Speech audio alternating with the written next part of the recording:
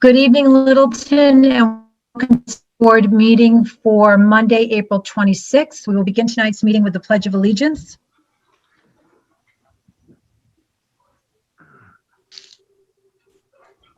Pledge allegiance to the to the flag flag of the United States United of States of America America and and to to the the republic for republic which it stands, which stands one nation, under God, indivisible, indivisible, with liberty and justice for all. justice for all.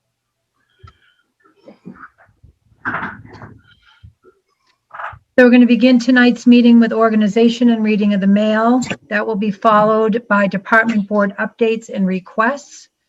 We have Elder and Human Services accept various donations and update on outdoor programming. Park and Recreation and Community Education accept donation. Board of Health discussion regarding a Department of Public Health in Littleton. Our Veterans Agent will be joining us to talk about Memorial Day ceremonies. And the Conservation Commission will talk to the board about 119 Tehadawon Road demolition of the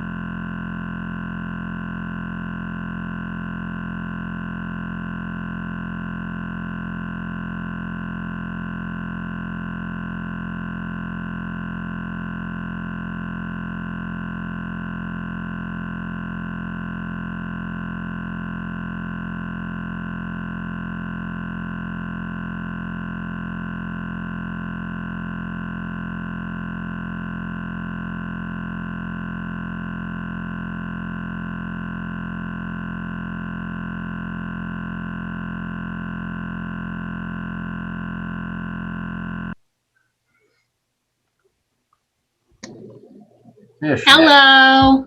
Hello, Good evening, how are you? everyone. Thanks for having me. So we received generous donations. Ed's Weenies is continuing to donate his monthly tips to families in need. And in March, he had collected $810. Which she has donated. We received $2,500 from John and Eunice Morrison Foundation to assist during these challenging times. Anita Harding donated $1,400 for the EHS new senior center project. And then we received $720 from the Friends of the Littleton Council on Aging for posted costs for the monthly broadcaster newsletter mailings. Excellent. Thank you, Ashley. Sure. Do we happen to have a total of donations from Ed, the tips from Ed's Weenies? I don't have it offhand, Cindy, but I can. I'm just follow up with curious. that. He's been incredibly generous this year with that, donating those tips to the for families in needs. I just would like to maybe see if we had a total and acknowledge that. Sure. Thank you. Excellent news. People are very generous and certainly appreciate it. It's nice to see people come together during these challenging times, as mentioned. So I think we have a motion prepared, Mr. Glavy. We do. I just can't help but noting that $1,400 figure. It looks like Anita took her stimulus check and is sending it to the senior project. So that's just it's a wonderful thing to do in any event. But and of course the Morrisons, we've been getting checks from them for close to 40 years now. Right. They've been gone forever, but that's great. Okay, I will move that the select board vote in accordance with its policy on solicitation and acceptance of monetary and non-monetary gifts for public purpose to approve donations to Elder and Human Services from $810 from Ed's Weenies for families in need, $2,500 from the John C. and Eunice Morrison Foundation to assist during these challenging times, $1,400 from Anita Harding for Senior Center Project, and $720 from Friends of Council on Aging for postage costs for broadcaster mailings. Second. Motion's been made and seconded. All those in favor, Mr. Knox? Aye. Mr. DeCoste? Mr. DeCoste is aye. Mr. Nordhaus? Aye. Mr. Glavy? Aye. And Cindy Napoli is aye. The motion is approved as written. Thank you, Ashley. Thank you, everybody, again, for your generosity. And next on the agenda, we have Park and Recreation and Community Education to accept a donation. Alicia's joining us right now.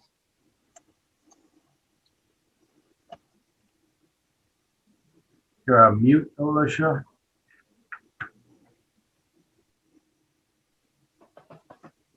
Hello. Hello, how are you? Good. How are you guys doing? Good. It's good to see everybody. So we are, I'm here tonight, not we. I always talk about us as a we. I'm here tonight because we had an extremely generous donation from the Edwards family in town for the Youth Scholarship Fund for $6,300, I believe it was. And just speechless. I don't really know what more to say other than, thanking the Edwards family because it was extremely generous of them. That's incredibly generous. Wow. Excellent. Any comments from the board? Said, it's very generous. Thank you very much. Great. Thank you. We have a motion. Yes, we do, Madam Chair. Move that the select board vote in accordance with its policy on solicitation and acceptance of monetary and non-monetary gifts for public purpose to approve a donation to the Parks, Recreation, and Community Education from Thomas Matt Edwards in the amount of $6,300 to PRCE's Youth Scholarship Fund. Second. Motion's been made and seconded. All those in favor, Mr. Knox? Mr. Knox? Aye. Mr. DeCoste? Dr. DeCoste is aye. Mr. Nordhaus? Aye. Mr. Glavy? Aye. And Cindy Napoli is aye. The motion is approved as written. Thank you. Thank you again, Mr. Edwards. Certainly appreciate your generosity. Nice to see you, Alicia. Good to see you too. I just wanted to send out a reminder that if anybody knows anyone that needs assistance with programming this summer, or if you're listening tonight and need programming, please reach out. We have funding. We want to help people. So please get in contact with me directly. Thank you. Excellent. Thank you. And so next on the agenda, we have the Board of Health discussion regarding the creation of a Department of Public Health in Littleton. I see we have Mr. Zeldin and Ms. Flanagan on the call. Good evening to all of you. Thank you very much for having the Board of Health on tonight. I'll cut right to the chase. Is it possible for screen sharing on the part of you? I sent in some slide materials so that you could follow right along to make it quick. Sure. Mr. Zeldin, you have the ability to turn on your camera and share screen. Okay, thank you. Let me.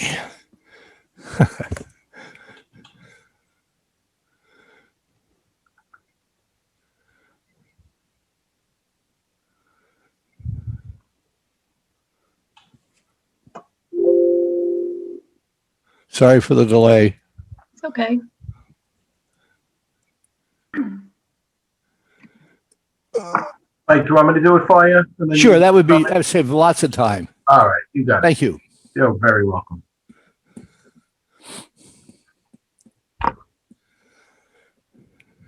Just switch it over to, slideshow. Yeah, Oh, sorry, one second. No, no. Come on. all right.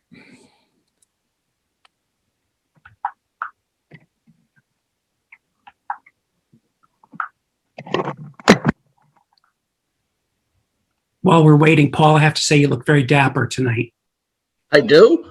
Yeah, Well, let's see. you're much more, I don't know what the word is, groomed than usual. That's because I looked pretty mussed up about 10 minutes ago and just ran a wet brush through my hair. Other than that, Very good. It's his Hemingway act he puts on. Wow, yeah, I got to get down to Key West and see if I can win that contest. that's good. Can I have the next slide? Just the next one, thanks. Sure. Okay, this is a request made to place before the town meeting an authorization to withdraw from the Neshoba Association of Board of Health in a plan, let me emphasize, a planned and emphasize stepwise transition. A request is made for the staffing of a director of public health and or a sanitarian, nursing service, and an administrator assigned to support the director, whoever, or the sanitarian, and the Littleton Board of Health. Finally, a request is made for the assistance from the town administrator, finance department, human resources department, and legal department to implement, including budget adjustments as necessary to capture and integrate approximately $119,000 from the current Neshoba assessment fee of about $39,000 and payments currently made to Neshoba average estimated about $80,000 annually and $5,000 annually for public health emergency information response, and to supplement if necessary those fees and payments to include funds for information response.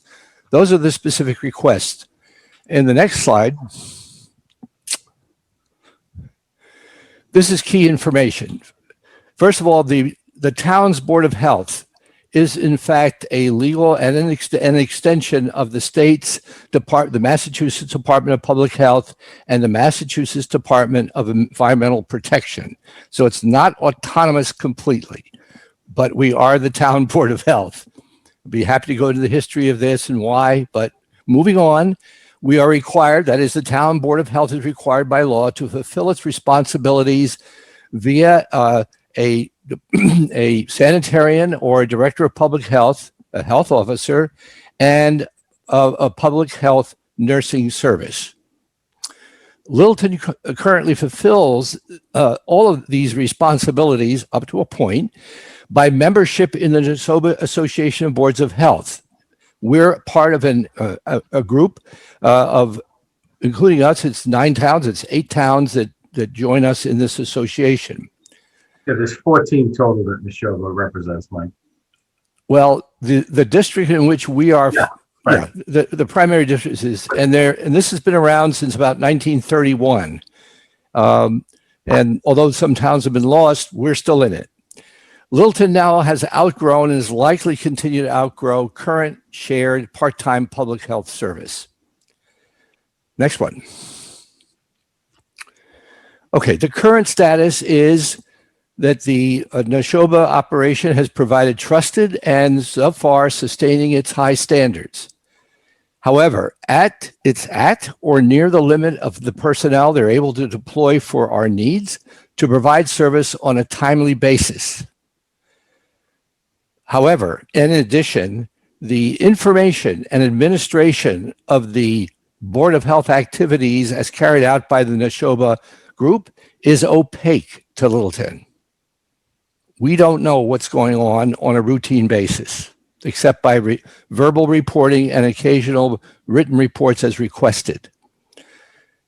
Last, but very important, is there has been inadequate emergency alerts, which are not necessarily the fault of the Neshoba group. They are not necessarily active in that in any of the towns. However, we need it, obviously, especially after the experience in the pandemic. Next one. Next slide. I'd just like to go over the cost to give a perspective. This is the assessment cost from submitted by the Neshoba Board of Health Association for next fiscal year, fiscal 2022.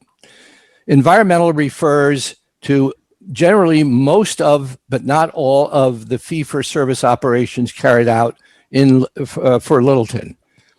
Nursing also refers what's carried out for nursing. This is for Littleton, and this is the total for both, although they're both shown, is approximately $39,000. And you see here, this is basically a repeat of what they have provided to the town. I think it's already in your hands. And you'll notice there's been an increase, which they say is due to the fact, and not surprise, of increasing costs of health care for their staff. And it's based, I'd like to point out, on the 2010 census, and will probably change somewhat once the 2020 census emerges. And I'm sure we're going to be shown to have more people in town than 2010. Can I have the next one? I'd like to give you a detailed rundown so you know where the money flows. The estimates for fee for service come almost entirely from something called sewage construction.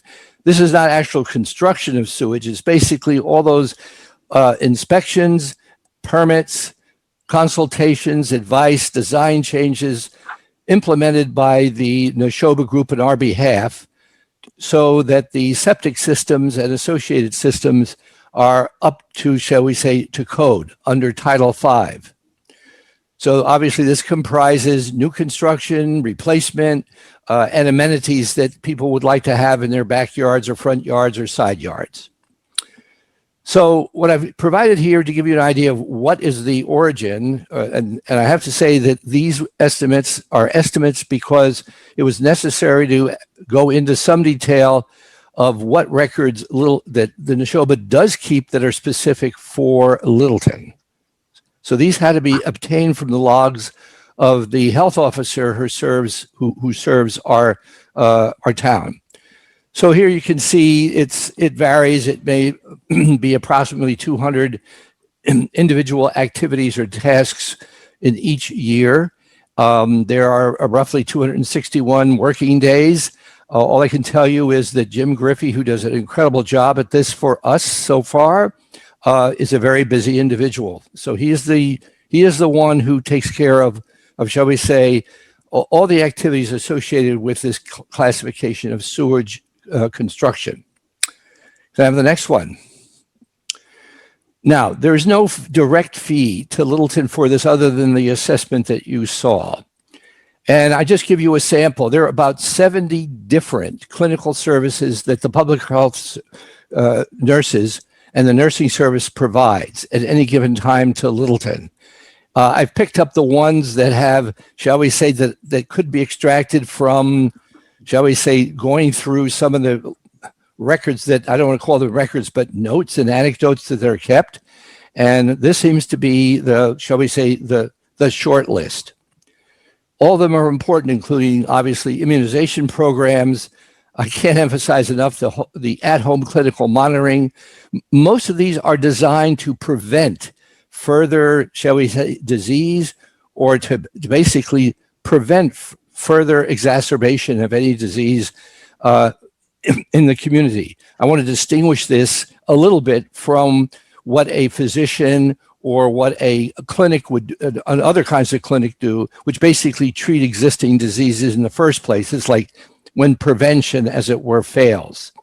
However, this is a very thin line and is basically, in our case, and in most cases, an academic one.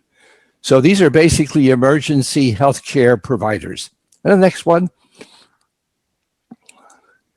So what the Board of Health is suggesting tonight and proposing tonight is we take the first step, and I'll be happy to discuss why these suggestions are made, that we staff, first of all, a Littleton sanitary position. And we go through a phase of orientation provided by the NABH health officer while this is going on, Littleton remains with the association. The reason for this is that unless a member of the association consumes all of the services offered, in other words, once you withdraw, or put it the other way, once you withdraw, we will not have access to any of the services offered. And Jim Griffey, the current health officer and basically the operational person for our Board of Health, has offered to, as it were, provide the orientation and coaching when and if a sanitarian position is filled, to give that individual an opportunity to become as familiar as possible with Littleton. Second is to arrange to route all requests, record keeping, and tracking for all fee, permit, and related services through the Littleton Land Use Building Business Manager, as prescribed, I believe, by Ed Mullen, and suggested as a new structure for how the town wants to operate. And this will be shared electronically and rapidly with the Neshoba Board of Health. At the moment, all these items mentioned on number 2 flow directly, bypassing Littleton entirely. The third is this is not an unimportant one, but an important one for us to track. That is to capture the fees, et cetera, at the Littleton office as above, and immediately effect a transfer to the Neshoba Group as per a 2012 memorandum of understanding that the town has with them. Finally, to fund and to sustain the Littleton Board of Health Emergency Public Health Alert Information Dissemination. The idea here is so that we can more quickly reach the public in cases in which either the state and or the CDC and or the appropriate branch of the federal government indicates an emergency situation nationally, statewide, and or locally. We can't, at the moment, it requires a, shall we say, a process that very often by the time the warning or the action is taken, the event has already taken its toll. And this has occurred rather dramatically in the recent, shall we say, beginnings of the pandemic. This is not the fault of the Neshoba Group or of Littleton. It has to do with the fact that boards of health generally are not, in Massachusetts, rarely set up to do this kind of work. There are a few that can do it, but very few can. And it turns out to be a very important step, especially to prevent the spread of misinformation, especially in the new world in which we live. Have the next one. All right. Did I do 2, Mike? Hold on. Yeah, this is fine. Oh. Thank you. No, just the next one after phase 1. There should be one more. Okay. So in phase 2 is what an attorney would call it depends. We can continue our membership with the Neshoba Group. However, it is strongly recommended we work out a fee sharing with the Neshoba Group, especially if we make the hire. In fact, if we make the hire and should make the hire of our own sanitarian to meet our needs. And finally, if we do decide to staff up to the level of making sure we have enough nursing, public health nursing for Littleton, that would necessarily have to mean that we withdraw from the Neshoba Group. And if I could have the last slide, I just want to get, these are not rocked. These are the best that I can find, or that one can find by doing a search and going through a lot of organizations that are interested in hiring and these kinds of individuals. A director of public health has her salary level as indicated here. And I want to make clear that he or she is expected to come up with programs, both educational as well as active, in order to, shall we say, address certain key problems in the community. So this is generally done with a director of public health generally has both a sanitarian hat to wear, as well as someone who comes up with the conceptions and vision of what a public health system should look like in a particular town. A sanitarian should have extraordinary knowledge and at least some experience, 2 to 3 years experience in Massachusetts, because the regulations must be followed that follow the state code. And this is generally what their, shall we say, the range of salary for folks who have the necessary experience and education. And I will say the state does provide grants to individuals and to towns in order to, as it were, keep the sanitarian up to date, not just with the latest and greatest in regulations, but the latest and greatest in technologies and ways to implement them, whether it's for eating establishment and or septic systems. And finally, the public health nursing service, an individual nurse with public health license and training would come in approximately in this range. And the figure of about 1 per 5,000, 1 public health nurse per 5,000 is, I would have to say, for most of the towns around us is aspirational. However, it turns out that 1 for us may be not enough, and we won't know until we, as it were, for sure, till we understand more clearly post-pandemic, which is coming soon, what our growth and what our town begins to come. So in a nutshell, what we're looking for is a transition to start with a sanitarian and the other recommendations indicated in the option 1. I'll be happy to take any questions. Great. Thank you, Mike. So I'll start with the board. Do you have any questions for Mr. Zeldin? If I may, Go ahead, Mr. Knox. Mike, when you talk about a sanitarian and a director of the Board of Health, to start off with, would that be the same person? Or are you actually suggesting that we have 2 positions open up? No, I'm suggesting to start in the transition with a sanitarian. Right. I think the director, I don't mean to demean Littleton, but I think that at the moment, we'd be well served as other towns that are roughly our size and slightly larger. They can do very well with the sanitarium as long as they have the appropriate direction and policy input from an interested and participating Board of Health of who are elected. Okay. Questions from any other board members? Mr. Glady? As much comment as questions. A long time coming in some respects.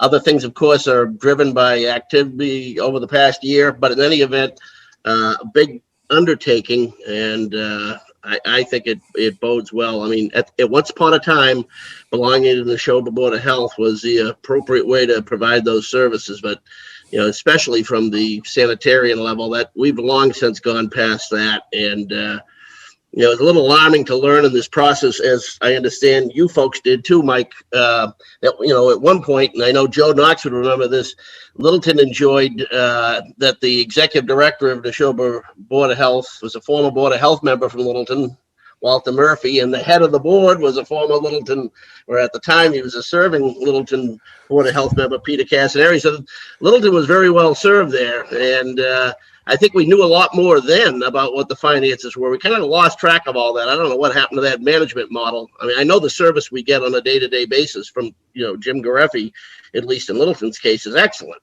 So that isn't the issue. It's just we're the size of our town, I think, and the expectations of the population is that, of all the things to not have under the roof of town hall is operational health professionals that we should. And it's, I'm glad you're looking at it in the context of a transition that's appropriate given the subject matter, and we kind of have to figure out both the finances and how the needs are met, and you got a hiring process involved there. But I think it's serendipity that this dovetails right in with the Building and Land Use Department ask that Ed Mullins put before us, and for administrative purposes, doing this at the same time, I think is just great. So anyway, look forward to working with the Board of Health on this, and appreciate you taking this step forward. Great, thank you. Mr. DeCoste? Thank you, Madam Chair. Mike, thank you very much for this presentation. Clearly, you put a lot of research into this, and that's very much appreciated. It is, as Paul mentioned, it is something that we've been looking at and talking about and kind of kicked around, and appreciate you and the board diving in and doing all the research. One of the things I'm looking at is the economics of it all, and a question I have is when it comes to certain areas, LCTV serves Boxborough through an intermunicipal agreement. Boxborough serves us for a animal control officer through an intermunicipal agreement. Is this something, if we're looking to bite something off, and I very much appreciate the phased approach, if we're looking to bite something like this off, was there any investigation done to look at maybe a surrounding community where we might be able to do an intermunicipal agreement where we're sharing some of the resources as well as some of the costs? I can't answer. I have looked at the towns that are closest to us that, shall we say, approximate somewhat our size and point of view. They happen to be the list of towns that I queried, let's put it that way, in no particular order, was have been Groton, Harvard, Boxborough, Air, Pepperell, Townsend, Shirley, and Stowe. And the reason I picked on those is because they're part of the group that we already belong to. Right. And I also did some inquiries, I'll just leave it at that, of the various boards of health that I just mentioned, looked at their agendas, had chats with them, and I have to say is that in a lot of cases, for example, you wouldn't even know that COVID was going on. So we're a different town. I just can't, I'm not, this is nothing against Groton or Harvard or any of these places, it's just the approach is different. Mm-hmm. I also like to point out that in 2019, the state had an assessment done of public health in general in Massachusetts. They tried to carry out an assessment, and cut to the chase, it was impossible for them to do an assessment because the very few towns, with notable exceptions, didn't get around to keeping records of what was going on. And this is a major problem that all of Massachusetts towns have, is not just keeping records, but keeping track of what's going on with their public health operations. So to answer your question is that at the moment, I don't see, I think we have an issue to face in the town, which is we're going through a phase, I don't know how long it's going to be, we're going through a phase where we are not only increasing the number of houses, but the houses we have are going, the homes we're going, the establishments we're having, the restaurants that we have are needing attention of a sanitarian who is a little bit more than a sanitarian who just goes around and tests. So I think if we, as in the transition, we get past that, then I think we can start thinking about nursing, which is another key area, and whether or not that takes us to the next step. And there, I think we can start offering services or start looking around for cost sharing with other towns. Sorry for the long-winded response. No, I appreciate it. I can understand that the desire to be autonomous, but I also think that there is some benefit. There's reasons we're involved with intermunicipal agreements in some of the other areas that we don't necessarily have the need or don't want to take on the full expense. In Boxborough's case, they don't want to take on the full expense of starting their own. And also, quite frankly, there's some limitations to the SHOBA board itself, the way they operate. I mean, it's the items of share of record keeping and record sharing with us will not be trivial for them. Yeah, I would not rule out necessarily the possibility of partnering with another community. You know, I'm sure there's others that are looking at similar changes as well, especially in light of all that we've been through. And through your research, you've learned that some are far more involved and engaged than others. So, but I wouldn't necessarily rule out entirely the possibility of partnering with another community and doing an intermunicipal agreement. I can't say that. But thank you very much, Mike. This is obviously you did a ton of work, and that's very much appreciated. You're welcome. Thanks. Mr. Nordhaus? Two questions. One is, are there specific responsibilities that a director of public health can complete that a sanitarian cannot? Only it is assumed that a director of public health, according to what can be determined by looking at what a director does for instances where he or she is employed that way, has to do with development of shall we say, programs that have some vision and reach for them. It's really more of a policy than necessarily a mechanics of doing inspections and so forth. No, there's another step in there which would be interesting to have if we were in a position to do it. For example, there are issues about the health of our elders here in town. A lot of it's invisible, and the addressing it would require a programmatic view of this in cooperation with the Council on Aging and all the other public service organizations here in town that address the needs of the elderly. A striking example, and it's an extreme one, is what happened at one of the nursing homes here in Littleton, which was, an avoidable situation. Let's put it that way. My second quick question is, I understand the financials are back of the envelope, but looking at that, it seems like our current outlay is around 140 grand. And if you look at a sanitarian average salary and 2 public health nurses, that's around 160, 170.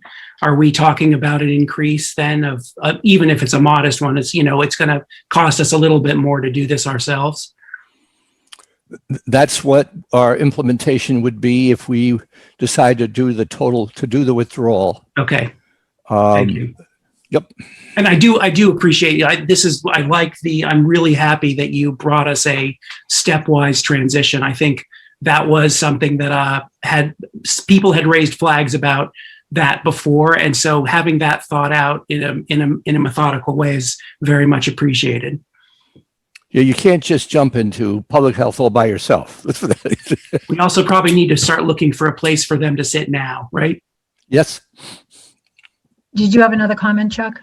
I did, yes. Just to piggyback on Matthew's comment about the economics of it, I have to imagine that if we have somebody that is dedicated to Littleton or shared with another community, we're going to get that much more bandwidth. And if with that many more inspections, not that we want to feed people to death, but if we're actually going out there and doing the inspections when we're supposed to be doing them, collecting the licensing and the fees and that kind of thing, I think the economics would work, and we may even come out on the other side and be able to sustain, the next phase through the natural process. Yeah, good point. And if I could just add one last point, Madam Chair, if I might Yeah, I have a couple comments too, but go ahead, Mr. Yeah, Glady. just specific to the, I appreciate in tonight and in prior conversations with Mike and the Board of Health, I think they're prudently taking both a conservative estimate of what may be recovered and going about it systematically until we discover on our own terms what the revenue stream is. But it's suggestive, the simple fact that it's not being shared easily with us, how much money they're collecting directly from folks. And having written some of those checks, I think my guess is they're doing pretty good on the revenue side, which becomes the town's revenue when we take that function over. Great. Thank you, Mike, for working on this, and all members of the Board of Health. I appreciate the time and effort that's gone into this. I like the phased approach. I appreciate that thought. I have concerns about the administrative component of this plan. I think that's going to be a lot more strain on the permitting department than we're realizing with respect to processing the fee share information and the how that's going to work. I think it's going to be a lot more burdensome and cumbersome on staff in the permitting department than we're realizing just with this phased approach. To be honest with you, that's just one of my initial thoughts, is that we might need to really consider, we're talking about adding a sanitarian, a public nurse. I really think we might need more than one public nurse, or to Chuck's point, we could maybe, share with another community. And then the director of public health. But I think one thing that's missing from this phased approach is the administrative component of it. I think that there is going to be a need for maybe another part-time employee to process the receipts and really make that fee share paperwork. Madam Chairman, may I just make a comment on Sure. the administrative assistance? Yeah. It is my understanding that it is contemplated for a business manager to be brought in to what we'll call the the envisioned land use department. Right. And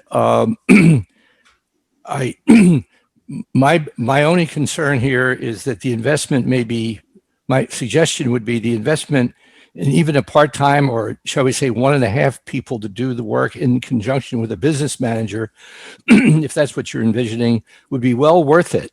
Because at the moment, trying to understand clearly what the fee flow is, as Mr. Glavy has indicated, is shall we say at the moment, unclear. And if Right. it could, from what I can see of the operation carried out by Neshoba, it doesn't, I think the incremental effort, they're handling, let's put it this way, at least 16, maybe 8 towns consistently.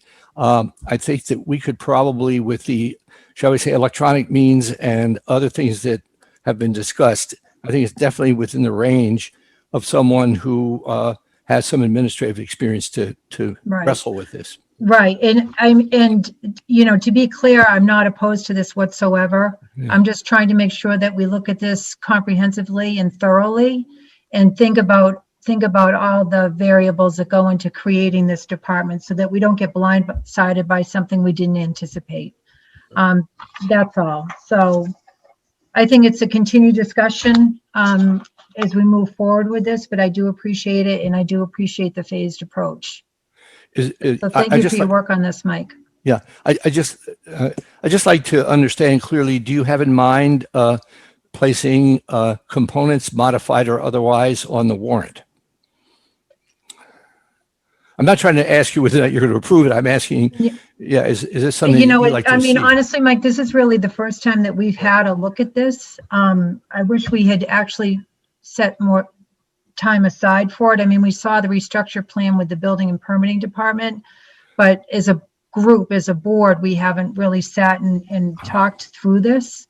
I'm more of a visual person, so I'd really would have to take a look at the building department reorg chart, take a look at this, and then really figure out what it looks like, how it's going to work, and then compare that to the language we have on the warrant article before I could answer that. Okay. Well, it is urgent because what we've got at the moment is not really working. So any help? No, I do not dispute that at all. It's not like we have to wait a full year, though. We can get, you know, with this article that's on the warrant for the June town meeting, you know, kicks us off into the beginning of the new fiscal year, July 1st.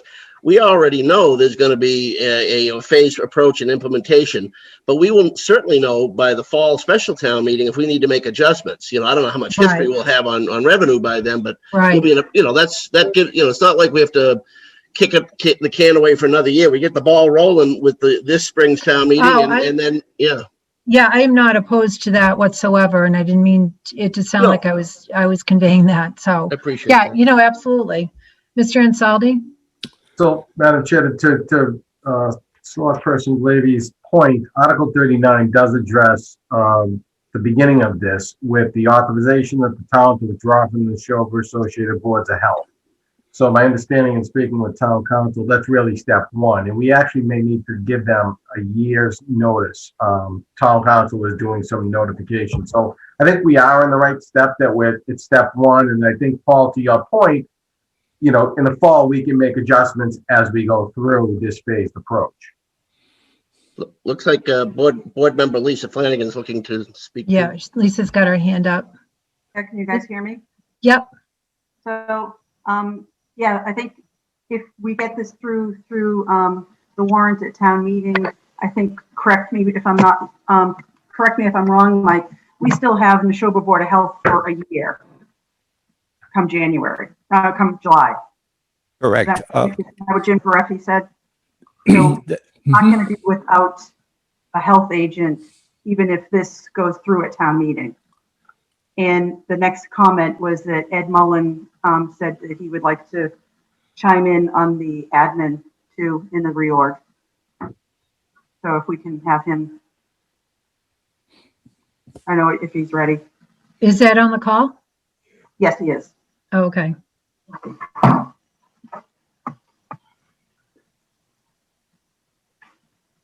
Hi, Ed. Good evening, Madam Chair. Good evening, Select Board. If you don't mind, I'm going to leave the camera off. I'm under the weather. No problem. Oh, but I did have a nice discussion with both Mike and Lisa regarding the land use and buildings reorg and the infrastructure that provides administrative help, business administrative and assistant help. We've posted for the manager's position. When I'm back in the office, we'll continue with the vetting process and do some interviews. But that being said, in the reorg, we show two part-time positions as well to be phased in. So as we grow, if this is necessary, we could always bring in a part-time administrative assistant. We have one now that works closely with Mara and Lucia. She does a great job. And we could always add another individual similar to her caliber would be phenomenal, should we so need it. So there is planning for this administrative business position. And that's why we're looking for a highly qualified individual to take on that role. All right, great, excellent. Thank you. Thanks for that information.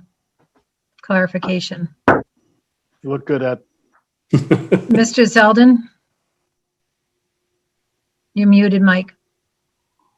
I just want to add one thing just to add to the discussion and consideration is that in looking at the pace, the number of qualified individuals available for position of sanitarian, I think that Anthony, has a good handle for what we're looking at. I am not confident we're going to be able to find a suitable sanitarium in 3 or 4 weeks. So I would suggest that the path that Anthony has suggested and Mr. Glavy has also indicated, and your sentiment should be kept in mind in your further discussions. Great, thank you. All right, good. So if there's no more questions or comments, we can move on to the next item on our agenda. Thank you, guys. Thanks so much, Mike and Lisa. Mr. Mullen. Oh, Mike has done an incredible amount of work, so I thank him too. And now we have Mr. Borowski is joining us, our veterans agent, to talk about plans for Memorial Day ceremonies.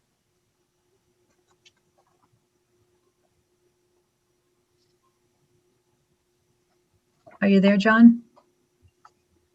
Yes, I am. I'm here. Good evening, Madam Chairman and the Select Board. I am here this evening to ask for permission to have a ceremony at the Common on Memorial Day, at the very least, and then possibly, depending on what's allowed, have a short march up to the other memorials on the way up to the cemetery and to lay wreaths there. I propose that we start at 10 o'clock at the Common, and we either march or motorcade to the other places. Okay. Do you have any idea, Mr. Borowski, how many people you would want to participate in the wreath I laying would ceremonies? assume that there would only be, I'm going to try to only be a veteran contingency of the town. Of course, it would be in public out there. Who knows who's going to be along the route? And I don't think it would be that crowded, but we really don't know. Right now, I think the governor's orders only allowed 100, 150 at a gathering outside. So I'm sure, I don't think it'd be more than that. Okay. At the Common. Okay. Thank you. Are there any questions or concerns from the board for Mr. Borowski? I read John's memo and fully supportive of it. It's a little bit up in the air, and in case we get further guidance from the state. But I appreciate, John, what you were able to put together to to give the day its proper due. And if we can get a little bit of a parade out of it, that'd be wonderful. But, And in addition, we will have Mark set up a virtual one beforehand, Right. just in case something goes wrong. Okay. And also in addition to. Yeah, I'll jump in if I may, Madam Chair. Sure. I think that, some sense of normalcy in a parade outside, marching. I think people will respect social distancing. Anytime we march the parade route, even before COVID, it wasn't to the point of the Macy's Day Parade where people were totally shoulder to shoulder. But I think families gathered together, and then there's some spacing, and the next driveway might have another family, and so forth and so on. So I think if we can kind of monitor the guidance of the governor and DPH, we should try to put together the fullest parade that we can put. And I think John's point is a good one. Gathering with veterans and, you know, maybe some of the public officials, and gathering at the Common, start it off there, and then proceed to the rest of the memorials on the way up to the cemetery, and then laying wreaths and having our smaller scale ceremony up at the cemetery would be ideal. So that's what I would support. As close to normal as possible, but probably not have the youth sports, and maybe not the high school band. And, you know, that we can limit the numbers that way. Right, yeah, and I think that's what John had initially mentioned, was just keeping it very small. Mr. Knox, did you have anything you wanted to say? I just think I want to thank John for coming up with this, and hopefully, as Mr. DeCarlo said, we can plan something according to what the governor's decisions are at that time. I think it's important Right. that this is carried out, and maybe if there's not going to be a band, we can have maybe Glavy play on his flute. Oh, I agree about I do a little practicing, I guess. Oh, boy. Never having played an instrument in my life. I even Right. faked the flutophone in elementary school. Right. So what we'll do is certainly something that we would welcome to see back in Littleton, Mr. Brodsky. It would be a nice sense of normalcy, I think, for the community. We'll keep an eye on the governor and any changes that he may implement, and leave it to you to plan the event, and just keep us posted and let us know what role you want us to play in it or not play in it. But either way, we fully support any decision you make, and appreciate you taking the initiative to bring this forward this year. I think it's important for the veterans and the community as a whole. Yeah. And Madam Chair, it may be, maybe John's already done this, but particularly given both the COVID circumstances and the changes in the what's being proposed here from our usual protocol, is to stay in the loop with the police chief, fire chief, to make sure that, you know, they think that what we're proposing is safe and within guidelines and all that sort of stuff. Yep. Yes, I would definitely do that. And also, you know, we'll take whatever we're allowed to do, but I think the town needs it. I think we really do. I mean, it's been a heck of a year. Yeah. And I know most of the other big cities are canceling everything except for virtual stuff, but that's because they get big crowds. They get 3,000 people. I mean, we're lucky if we get, you know, 1,000 out there along the way route, spread all the way over the 3 miles of the route. So.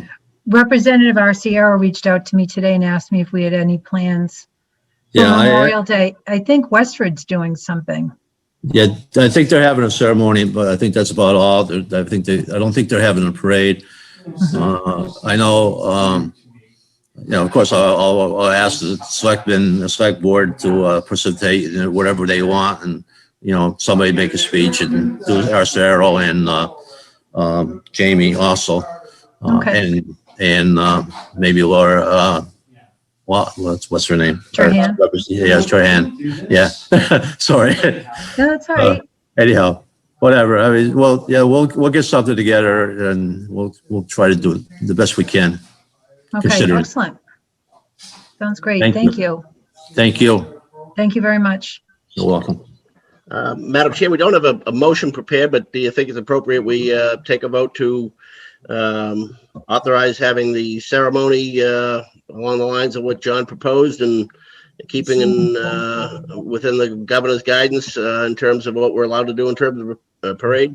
Yeah, I think that would be great. At the discretion of the veterans agent? Yeah. I'm sorry?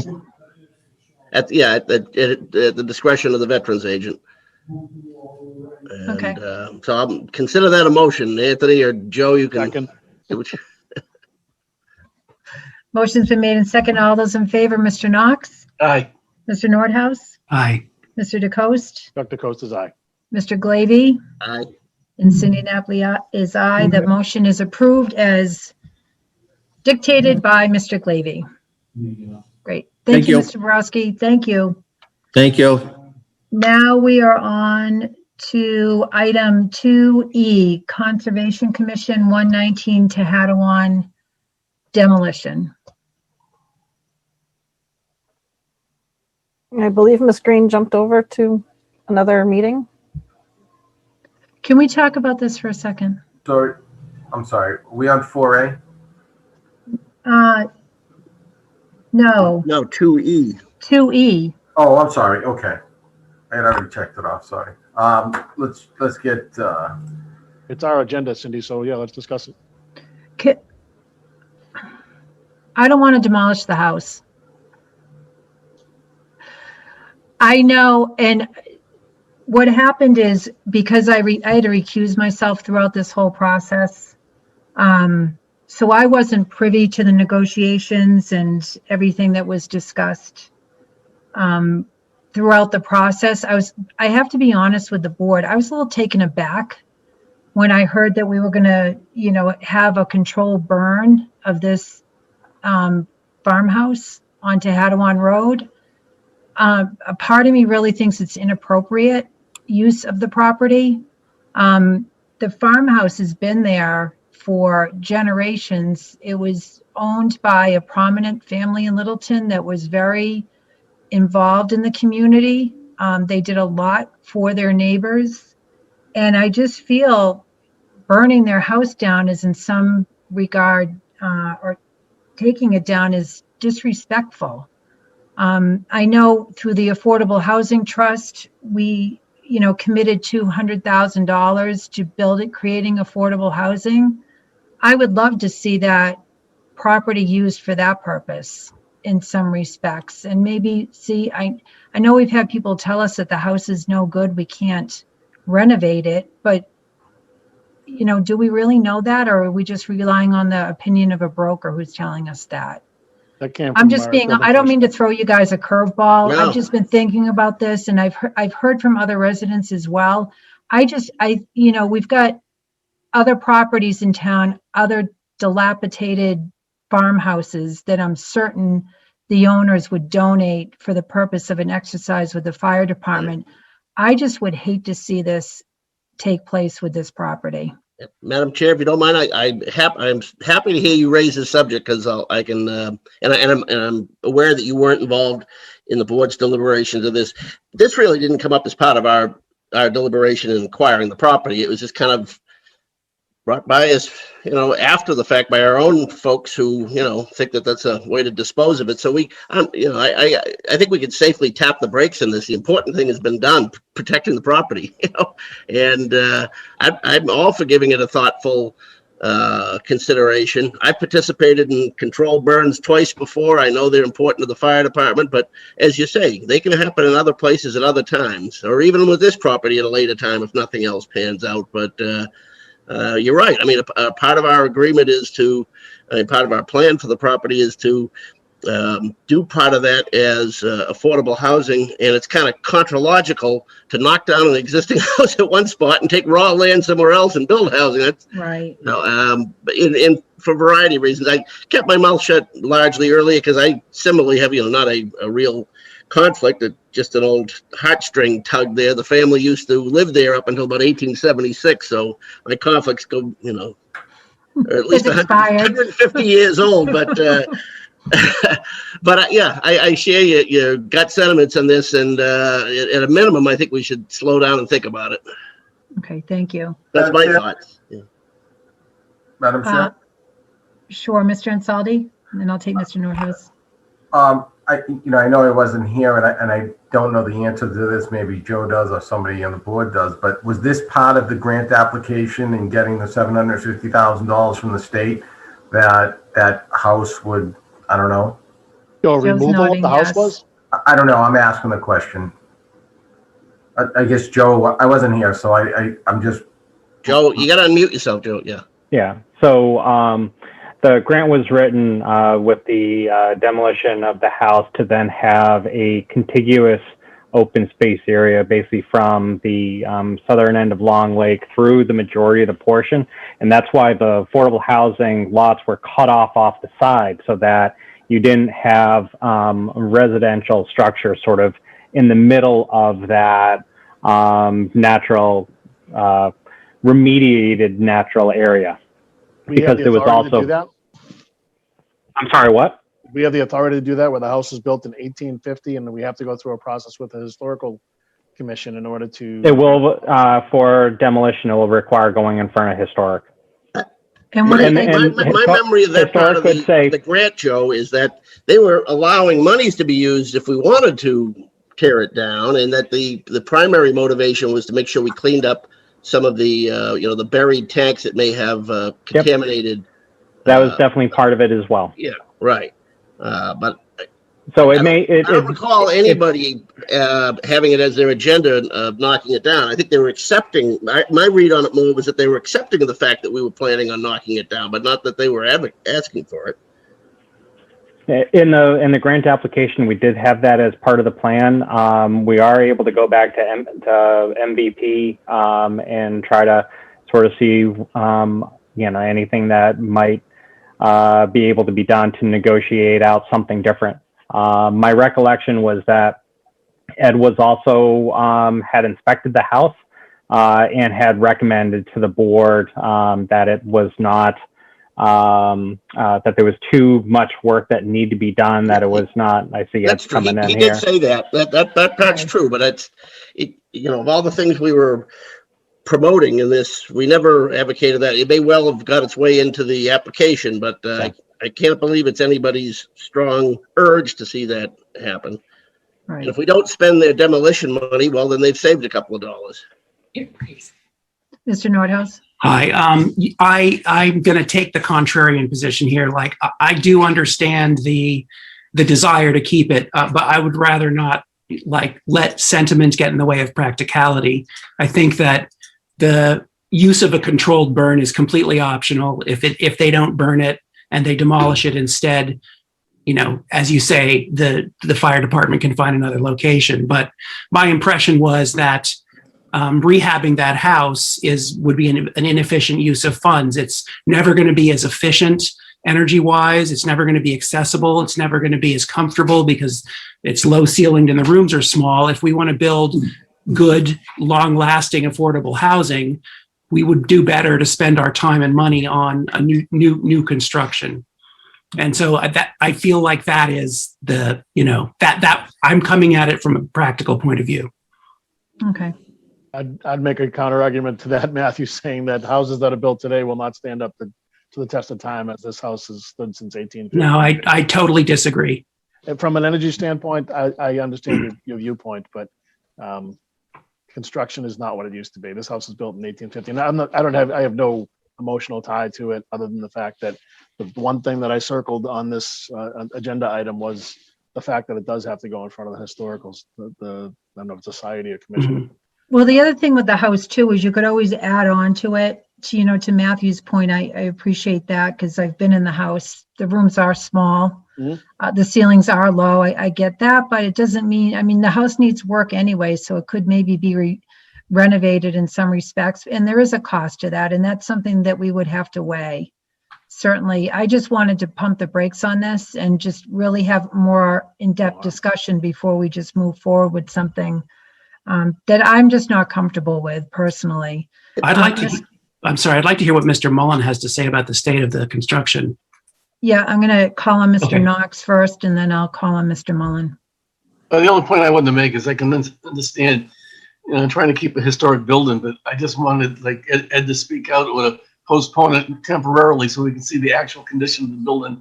And if it could be rehabbed in one section, Cindy, like you said, and something done on the back to keep the building, but at least just, like you say, pump the brakes at least on our next meeting so we can get more information on if it is at all worth saving and then move on after that. Okay. Thank you. Mr. Mullen? Madam Chair, Select Board. So I've done a survey as the building commissioner of the building. We took a look at the Fieldstone Foundation that's in severe disrepair. It's falling in certain places. The lead paint alone would be exponential in cost to remediate, to inhabit that structure. Having done a lot of the renovation and replication in my lifetime for historic structures, I would say this is one that's probably would benefit from replication and not renovation. We could certainly save architectural elements from the structure if it's going to be demolished or burned, but I would not recommend saving the structure for historic purposes. It's too far gone.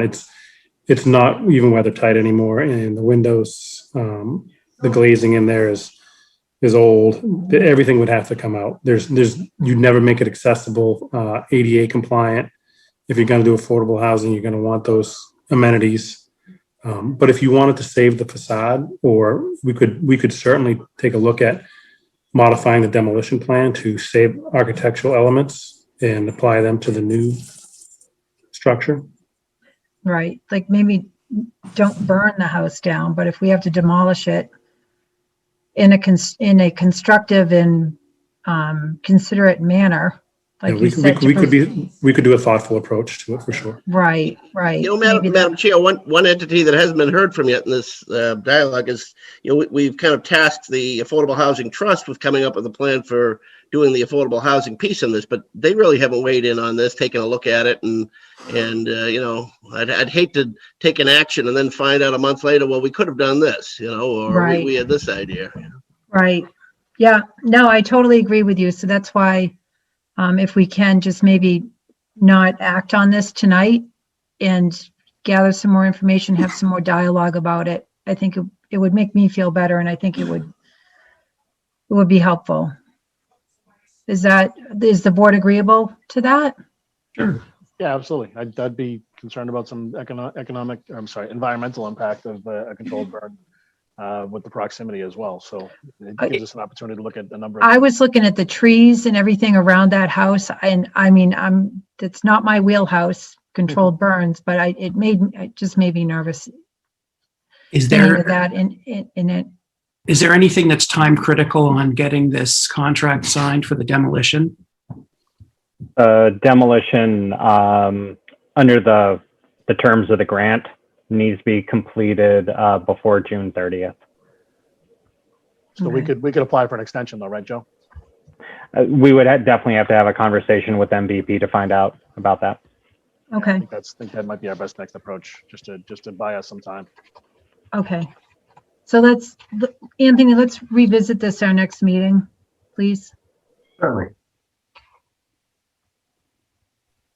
Okay, so next we are on to public input and members updates. Do we have anyone for public input? I don't see any hands up, Madam Chair. Okay, thank you. Member updates, I'll start with Mr. Glady. No, nothing for me, Madam Chair. Mr. DeCoste? You're muted. You're muted. Cindy, can you come back to me? I just got to grab the right page in my notebook. Sure, Mr. Nordhaus? Yes, thank you very much. I attended a fascinating talk by Matt Cahill, who's on the Shade Tree Committee and Littleton Conservation Trust last week, about the benefits of trees. And he also outlined the plan for the common and how they're replacing the trees there. But he mentioned that there's a new tree guide coming out soon that's going to be hopefully available on the website, which is a comprehensive look at the best trees to plant in Littleton. And one of the most fun things is there's a website called, I believe it's itreetools.com, where you can outline your house on Google Maps and then plant trees, and it'll give you an estimate of how much you save in heating and cooling. It was eye-opening at how much impact those have. I'm very happy that they are replacing the common trees with a variety of species, which is hopefully going to be more robust.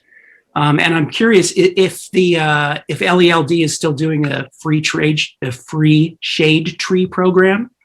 And if so, I hope people can contact them to get those and plant them. Great. Mr. Knox? I have one thing I want to bring up. It's on the pleasant side of news. Something that happened last night. My granddaughter Jojo and I think everyone knows Jojo, were taking a walk down Bruce Street, and we were approached by car number 2 of our Littleton Police Department. And The officer pulled over to the side of the road, rolled down the window and said hello to JoJo, turned the lights on for a second. I got into a conversation with JoJo, and he got out of the car and come over and talk to him. I talked to her and then put her in the car to let her see how the lights went on and things. But I just thought it was so positive. We hear so many negative things about policing now, and you have something like this happens, and you see how human they can be. And I want to thank Officer Alex Johnson, who did this spur of the moment, got out of the car, came to talk to her kids about 5 years old. It was just a wonderful experience that she's talking about. And I asked her if she'd go back and tell the kids in preschool, and she said, oh, they won't believe me. But I just thought it was a very positive thing, and I want to thank the officer for doing that. That's wonderful. That's so cute. Mr. DeCosta, you ready? Thank you, Madam Chair. So I wanted to circle back on, we had a EDC meeting on last Wednesday, and it was kind of asking people to come out, a very short agenda. The priority for the meeting was to try to recruit. We've got a couple of openings on the Economic Development Committee, and I'm happy to report that Cindy and I were there along with the EDC, and there was a total of 18 people on the Zoom call, which was kind of exciting. It's we typically can't get a quorum at an EDC for a number of different reasons, and people's professional lives and that kind of thing. And we really put an emphasis on showing up at this meeting, and a lot of us did some work. So if any of you recruited folks to show up on our Zoom, thank you for that.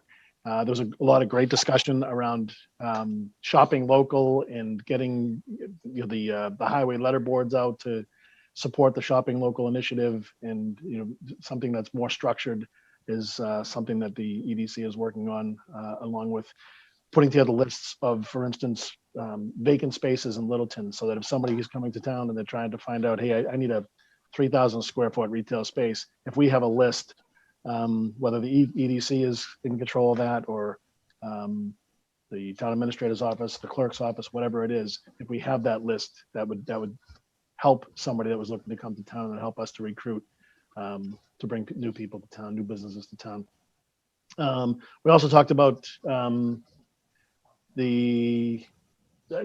creating a business directory. I know that we've got on our website, and we're hoping to expand that, working with the LBA and many of the other businesses, along with the developer up at the point, to try to find ways to drive traffic to the local businesses. Let's see. I also wanted to talk, well, first of all, Matthew, just to answer your question about the shade trees. Shade trees is done every year. So yes, the Light and Water Department does. I did jot that down on my notes as I was waiting. Awesome. So that is an annual thing that you can always reach out to Light and Water to get the shade trees. It's an awesome program they do, and we thank them for it. And lastly, I wanted to say thank you to a couple of people specifically, but to the community as a whole. Thank you to Casey Caldenberg and to Kristen O'Brien, and all the residents that have been out there during Earth Week, Earth Month, and cleaning up our community. And I've seen a number of people going out, whether it's just in front of their own homes or walking up and down the street with a barrel or a bag in their hands and cleaning up a lot of the trash that's on the side of the road. Our highway department does a fantastic job of all that they do, but there's only so much time and staff available to clean up. And when everybody does their part, our community looks that much better, and we truly are stronger together. And thank you to those folks and to everybody who's helping to keep our Littleton clean. Great, thank you. Mr. DeCoste, so following up on the EDC meeting that I attended, I was very encouraged by that group and the people that came forward and expressed interest in that committee. I believe, Mr. Ansaldi, that we do have 2 applicants now for that committee. And I'd like to get them before the select board at our next meeting so that we can appoint them. Hopefully, as word spreads, we'll get more people to come forward and volunteer for that committee. I was on social media, and there was a discussion taking place about communication, which I found really interesting, to listen from residents, to hear their frustration on what they feel is a lack of communication in our town. And I know, as far as the board goes and the town itself, our town administration and employees have made efforts to improve communication. We've added a lot of features. You can sign up for e-alerts, for agendas. You can search any topic on our town website and obtain that information, but it was more so trying to have a centralized mechanism, like a newspaper or a newsletter or something Littleton specific. As you know, many of us who grew up here remember the Littleton Independent used to serve that purpose, but now it's kind of fallen short of that in recent years because it's taken on, you know, different communities. It's not Littleton specific. So that was an interesting conversation that we had. And the other one too was our website and how it could be utilized better. I did get on our website and I was looking at it from an economic development point of view and comparing it to other communities and the way, and I did identify many short-term changes that we could make to our website immediately that would definitely improve it. As far as, you know, we have a welcome to Littleton video that's, you know, buried. It should, I personally feel like it should be on our homepage. We could have, you know, more information regarding our businesses. It's like our economic development and our permitting processes. They're all combined. If we could separate those two departments. There was a list of changes, and what I've done is I started working on a presentation. I'm going to bring it before the board and just present it to you so you can see it. And then I'd like to follow up with the Economic Development Committee as well in that regard, because there was I forget, one of the volunteers on that committee had an interest in communication. But I think that it's something that we need to really revisit. You know, it's a goal of the select board was to update our website, and I'd like to see us really take a serious look at that right now, especially from the economic development point of view and the communication point of view. I'd really, when we do our goal setting exercise in June, it's something I really would like to talk to the board about more. You know, do we create a town newsletter, or, you know, what can we do on our website? Could we have a page where different boards and committees and organizations in town can just add and post their own content? So it's, you know, it's always updated, but it's low maintenance as far as administrative work from our end. So I just wanted to mention that to you. It's something that I was thinking about, and it's definitely something that the residents are looking for. It was actually a really healthy and informative conversation on social media. And the other aspect of it is not only having it, you know, as a Facebook platform, but also like a newsletter platform somehow that can be sent out to residents for those who are not on social media. And just a better way to keep everybody informed and engaged. So I'm going to keep working on that, and I'll give the board some more information at our next meeting, if that's okay.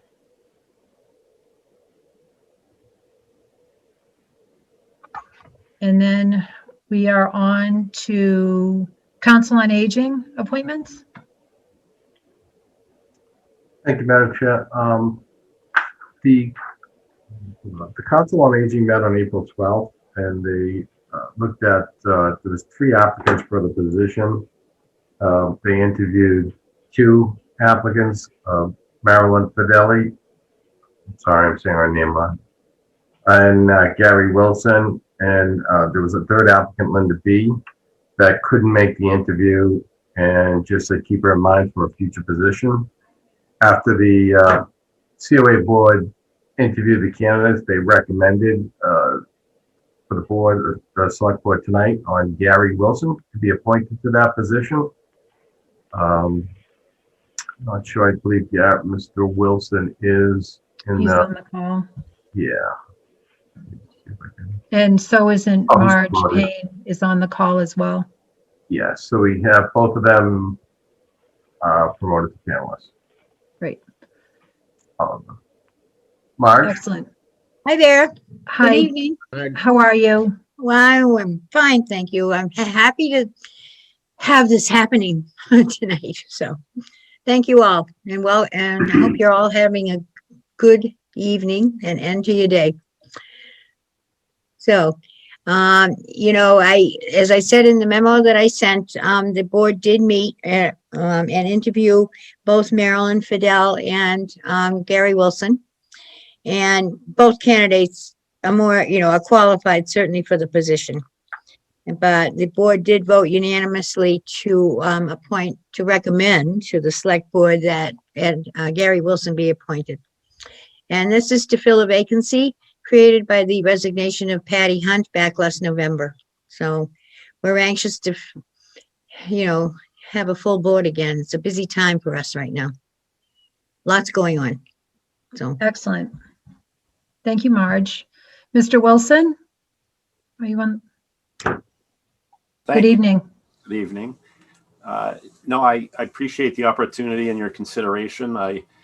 It was a little more rigorous than I expected. It's almost like an interview panel for a job. So some great questions. I got to meet the panel members and a very strong team that I look forward to potentially working with. I have some I know probably a few skill sets that'll hopefully assist the board, with my basically consensus building type things and just being involved in the community and understanding some of the, as I age in the community and having in-home care for my grandfather and my parents later on in life, I think gave me a keen understanding of some of the issues that seniors have and challenges they have in our community.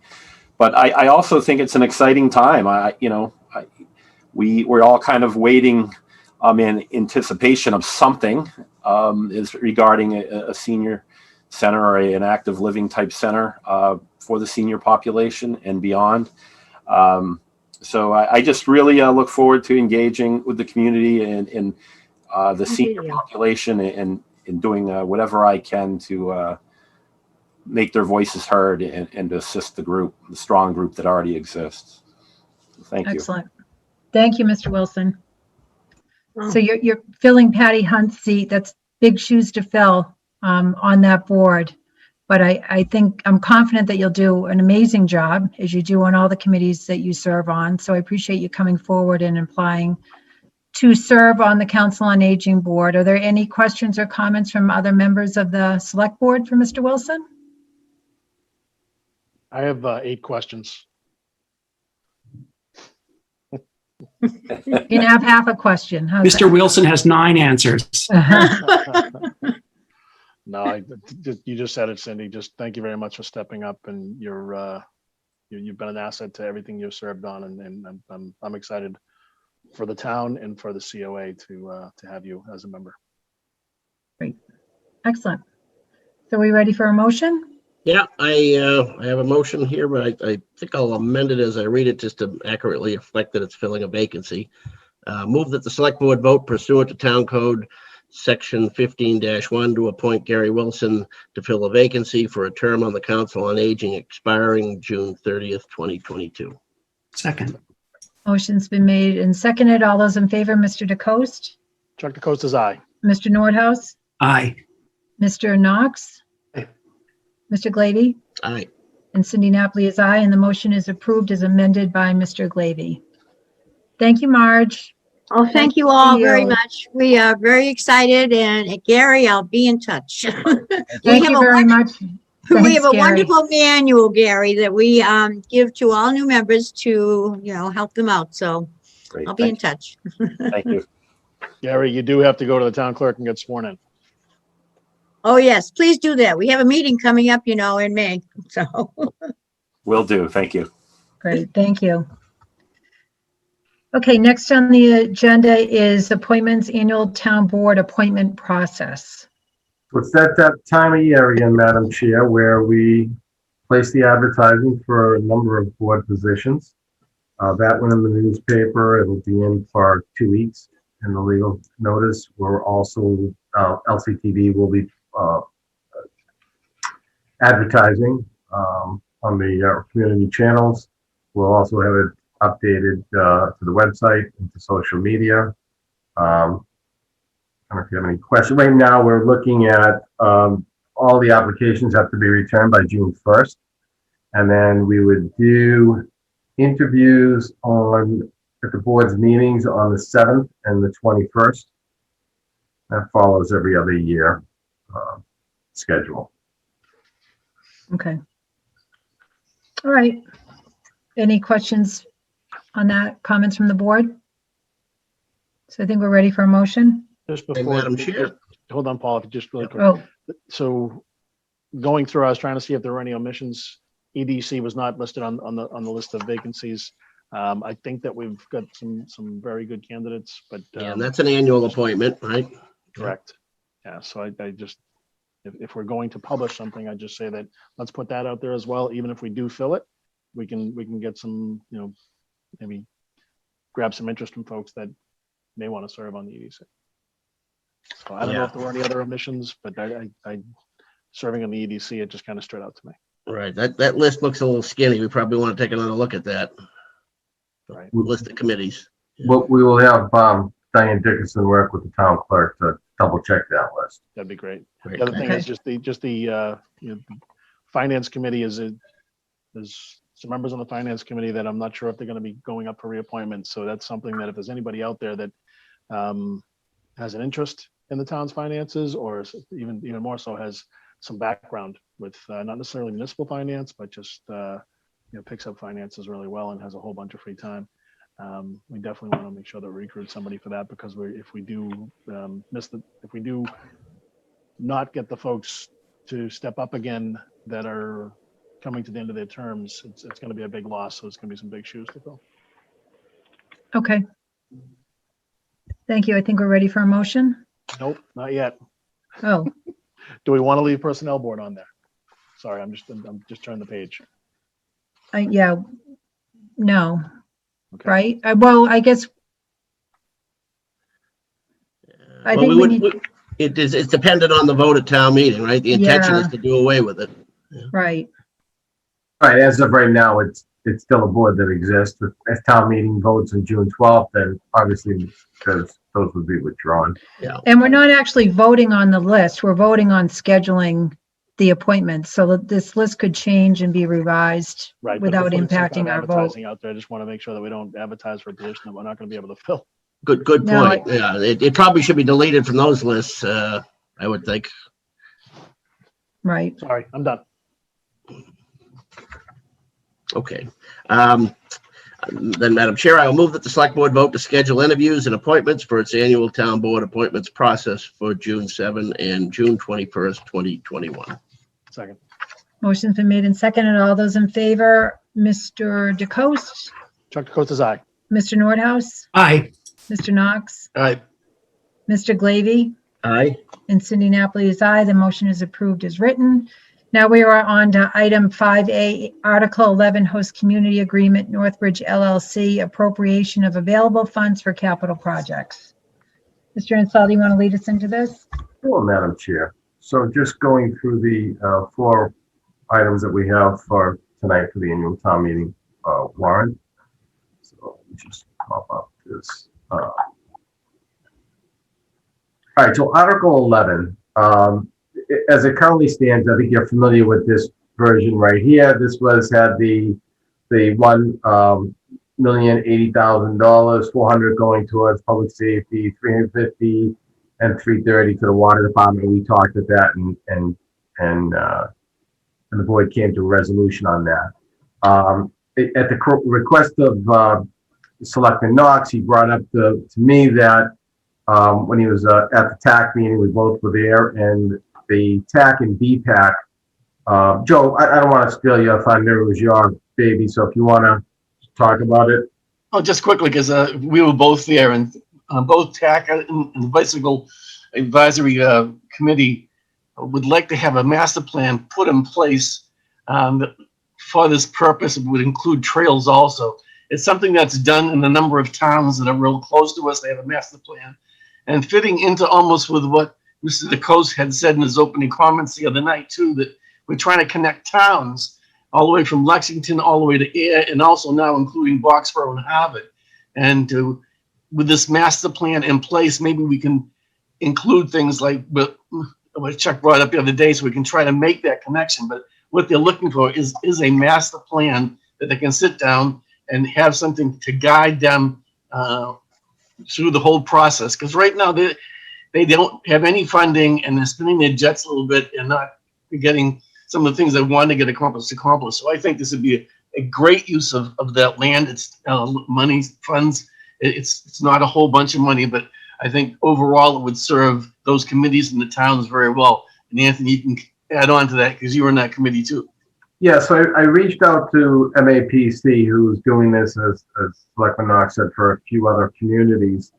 And I asked them what their help could be and what they think the town's share of something like that would be. So they threw a number of 30,000. The whole plan would be about 50,000, of which MAPC would put in $20,000. They couldn't do anything till the beginning of next calendar year, because they're tied up with all the master plans that they're working on right now.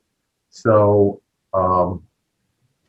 this amended Article 11 would be to incorporate that $30,000 funds, as Selectman Knox just said, to bring up the total capital spending to $1,110,000. Okay. I think it's a great idea. Any questions from the board? Comments?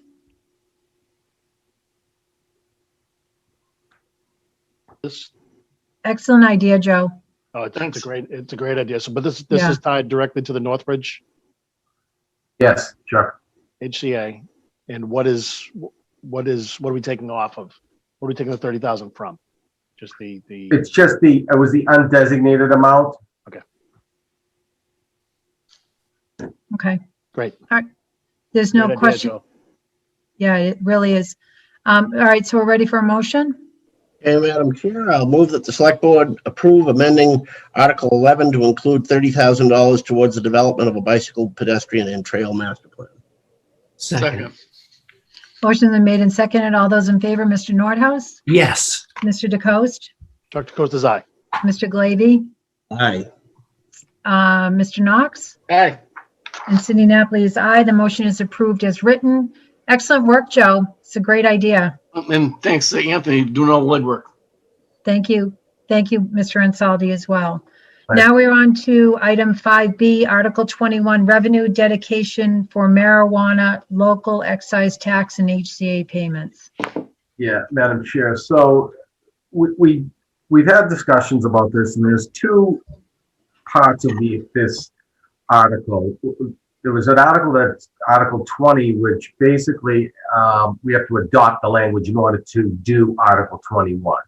Now, Article 21, although the board, we discussed it, but it never really, we discussed it enough to identify a stabilization fund or how much of each of the excise from the marijuana tax that we want to go into this. So at this point, this article is really not pressing for the annual town meeting. It would be my recommendation that we hold this off till the fall, when we still can have plenty of time to get this into play before some establishment does open up. Okay. What are thoughts from the board on that, Mr. DeCoste? Yeah, I in reading the packet felt the same way, and I concur. I think that there's no, let's use the term pump the brakes again. I think that there's no sense of urgency on us getting this through town meeting vote. And let's take a look at where exactly we want to put those funds. Do we want to use it for open space? Do we want to use it for a senior center? Do we want to use it for paying down senior abatements? So there's any number of reasons we could put any kind of stabilization fund. So I think that we can give it a little more attention and be a little more thoughtful and bring it forward in the fall. To Mr. Ansaldi's point, there's very little, if any, likelihood that we're going to have a retail establishment open before town meeting in the fall. So I think that there's no sense of urgency here to get this done. So I'd say we table it for now. Okay. Any opposition to that proposal from other board members? Not for me, but I just want to point out that the community impact fees can't be used, for example, for open space. So when we do write this article, we need to make sure that we separate those two things out. Right, in this Matthew too, it just didn't address that HCA in particular for marijuana, it was other HCA's too, and that's what I meant. There's still work to do in this article for sure for the fall. Okay. All right, great. So yeah, so we agree with that, Mr. Insaldi. Well, if we're not going to be moving forward, there wouldn't be any motion necessary unless, Anthony, there was something do we need to remove anything that's on there? Or No, we didn't vote, you didn't vote to insert that article. So by not voting tonight, I'll just scratch that and put that on for the fall for start. Okay, so now we are on to item 5C, Article 24, adjusted income and asset limits for tax abatements. And I do have some comments on this. And we do have some folks, Madam Chair, from I think Kathy is here and Fred from the assessors might be here. Joe, is there a way that we can? So if I may, Mr. Insaldi, Sure. when we were reviewing the articles at our last meeting, I had raised a question that the article as written was not what the board had agreed upon at our meeting in March. And after reviewing the meeting video, I was correct. And the recommendation of the board does not align with the language that's being presented in the article. And I read the memo. A memo was written to you, dated April 14th, 2021. I don't recall ever seeing this memo, but the information in the memo is the exact opposite of the discussion and information that was shared with the board in March. So I'd like to maybe get a little bit more background on how that happened and how the opinion that was expressed to the board in March changed and it resulted in the information in this memo. It dated April 14th, which I don't know if other board members recall seeing this. The memo is in the packet, but I don't remember seeing this information. So I just wanted to have a talk about this because the board had decided at our meeting in March to go with clause 41C.5, and there was a number of reasons why we decided that was what we felt was the best option and the best way to help our seniors in the short term. But now the memo presented says that 41D is the best option. It doesn't look like we ever saw that memo before either, although it was generated on the 13th of April, right? Yeah, it's dated, April 13th. Well, can we find out why the Board of Assessors and or Kathy are recommending that we do the 41D versus the 41C.5, which we had kind of come to consensus on? Sure. So actually, that was through the chair. I was asking her permission, Kathy. Oh, I'm sorry. Yeah, I'm sorry. no worries, Kathy. Yeah, absolutely. Please. I mean, I read the memo, but please, if you could outline it, that would be helpful. Yeah, sure. So I know when I met several weeks back with the board, I discussed both options, the 41C.5 and the 41D. At that point, the Board of Assessors was just giving the information of both, and we hadn't come to a consensus amongst the board on which one we would recommend. But after our meeting, we discussed it at the last meeting, well, the meeting prior to the April 13th memo. And we felt that going with the 41D was what we would recommend. I don't know what you guys chose as a board, but for us, there were several reasons that went into that decision. The main one being there's so many unknowns with the 41C.5, and it was impossible to reach out. There's only one other town we know of that adopted that. The other thing was with COVID and some of our values and potential abatements coming next year. we didn't know what the impact would be to the overlay. So that was another big factor in the 41D. So we just talked, like I said, it was suggested that we reach out to the board with our suggestions. So we did up a memo. It was, like I said, it was the consensus of the board to do up a memo and submit it. So Right. they knew where we stood and why. Right. And I appreciate that, Kathy, and certainly we appreciate the, thoughts from our assessing department.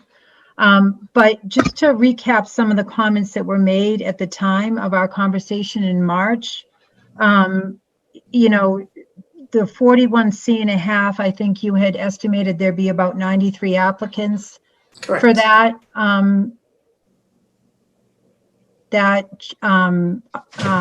To participate in that program.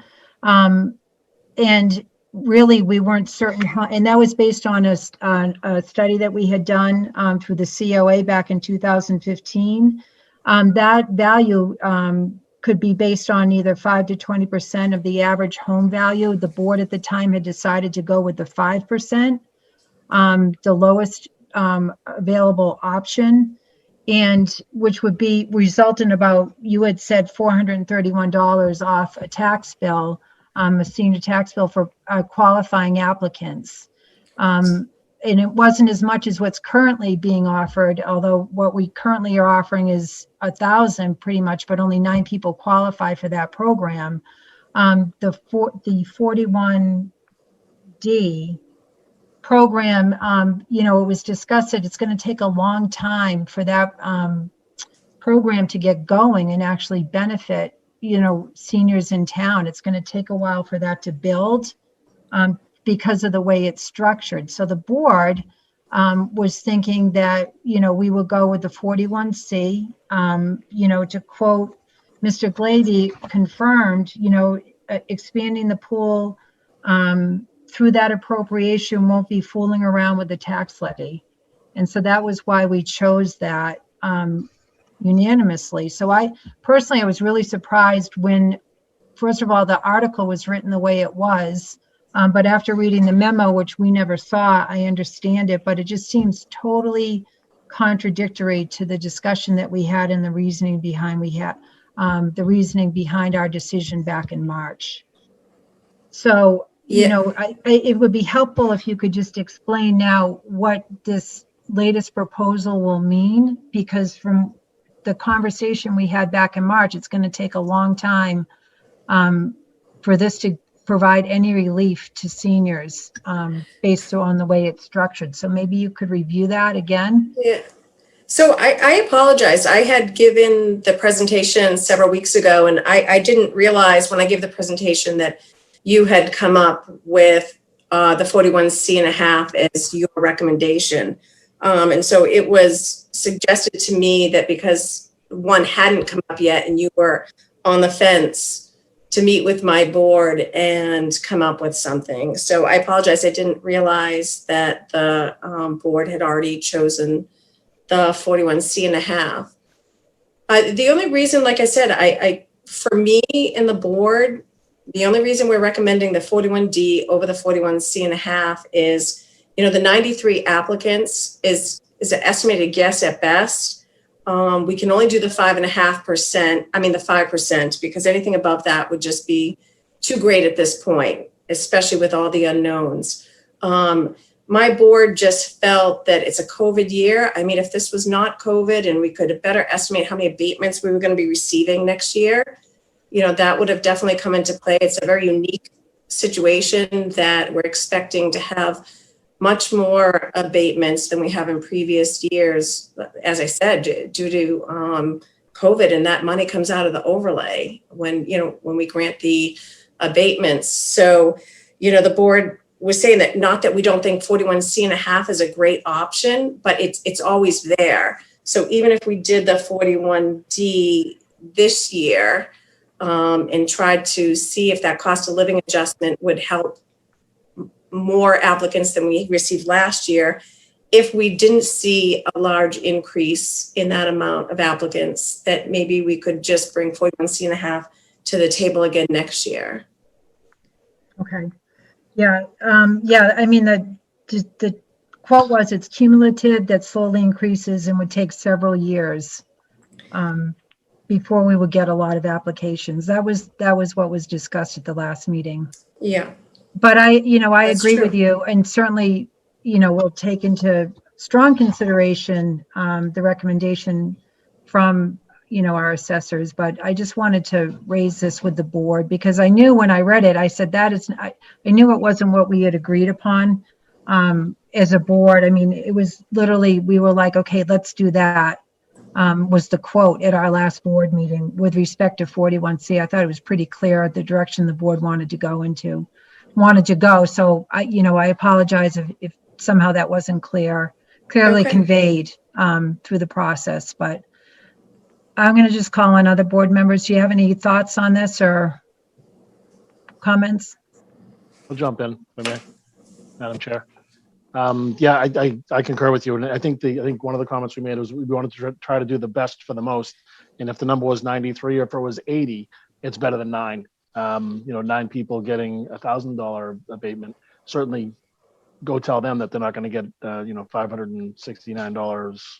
They're going to get $569 less, but another 75 or 80 people are going to be eligible for, on average, $431 off of their tax bill. So I think that was kind of how we left it, that if potentially 93 folks could be impacted by the sum of $400+ that would be the highest and best that we could do this year. And exactly what you just said, that if we did the 41D now, that the 41C.5 is still going to be there. But that was kind of presented to us last time, that if we do the 41C.5 now, the 41D will still be there next year. So I'm kind of confused, that similar to what Chairman Napoli said.